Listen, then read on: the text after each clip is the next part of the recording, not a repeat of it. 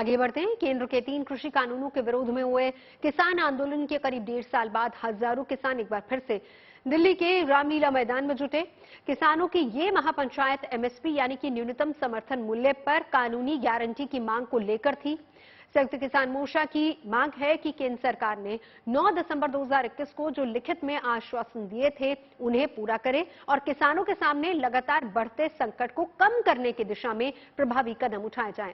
महापंचायत के समापन से पहले संयुक्त किसान मोर्चा ने इस जमघट को किसान आंदोलन 2.0 के तहत पेश किया। केंद्र सरकार ने किसानों को के इस रुख को देखते हुए किसान संगठनों के नेताओं को बातचीत के लिए बुलाया। कृषि भवन में केंद्रीय कृषि मंत्री नरेंद्र सिंह तोमर के साथ किसान नेताओं की बैठक हुई, जिसमें एमएसपी गारंटी कानून, शहीद किसानों के परिवारों को लंबित मुआवजा, किसान आंदोलन के दौरान दर्ज किए गए मुकदमों की वापसी, गृह राज्य मंत्री अजय मिश्रा टेनी को पद से हटाया जाए और विद्युत संशोधन विधेयक जैसे अहम मुद्दे शामिल रहे।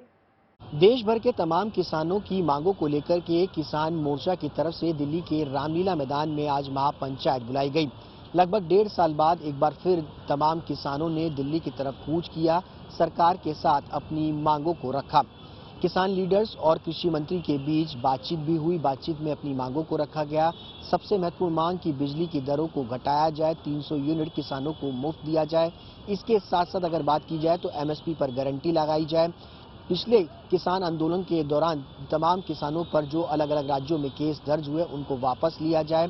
साथ ही केंद्रीय मंत्री अजय कुमार मिश्रा टेनी को जो है वो बर्खास्त किया जाए। केंद्रीय मंत्रिमंडल से इन मांगों को लेकर के सरकार के सामने रखा गया, लेकिन सीधे तौर पर इन मांगों को लेकर के जब रखा गया तो इनमें से एक मांग बिजली की दर को जो है वो मान लिया गया, लेकिन बाकी मांगों को लेकर के अभी भी संशय जो है वो बना हुआ है। लेकिन एमएसपी की मांग को लेकर एक बार फिर से पेच फंस गया।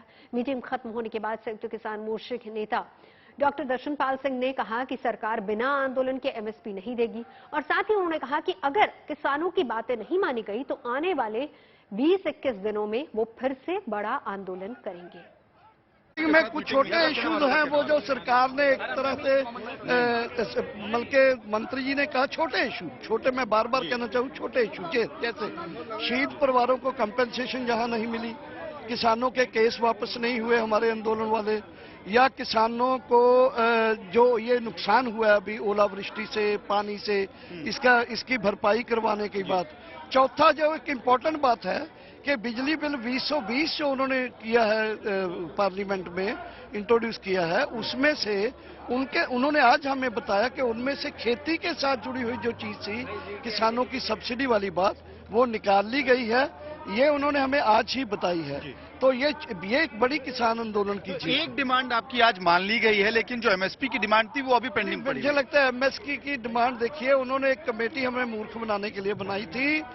ये रजीम जो है डब्ल्यूटीओ की पॉलिसीज को लागू करता है, इसलिए एमएसपी की डिमांड को मनवाना और कर्ज मुक्ति करवाना ये बड़े इशू हैं। इसके लिए बड़े आंदोलन की जरूरत है, जिसका ऐलान हमने तो एसकेएम अब अगला आंदोलन शुरू करने वाला है, ये तय है? नहीं, मुझे ऑलरेडी हम आंदोलन में हैं यार। हम सेकंड फेज ऑफ आंदोलन का चौथा चरण है बड़ी रैली का।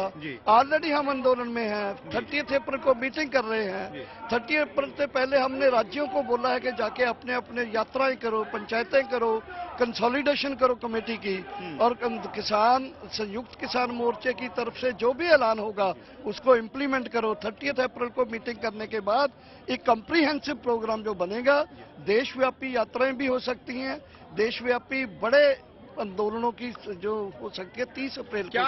केंद्र सरकार ने सितंबर 2020 में संसद में कृषि कानून पास किए थे। इन कानूनों के खिलाफ पंजाब, हरियाणा, यूपी, मध्य प्रदेश समेत देश के तमाम राज्यों में किसानों ने दिल्ली में कूच किया। करीब 1 साल तक किसान दिल्ली की सरहदों पर डटे रहे।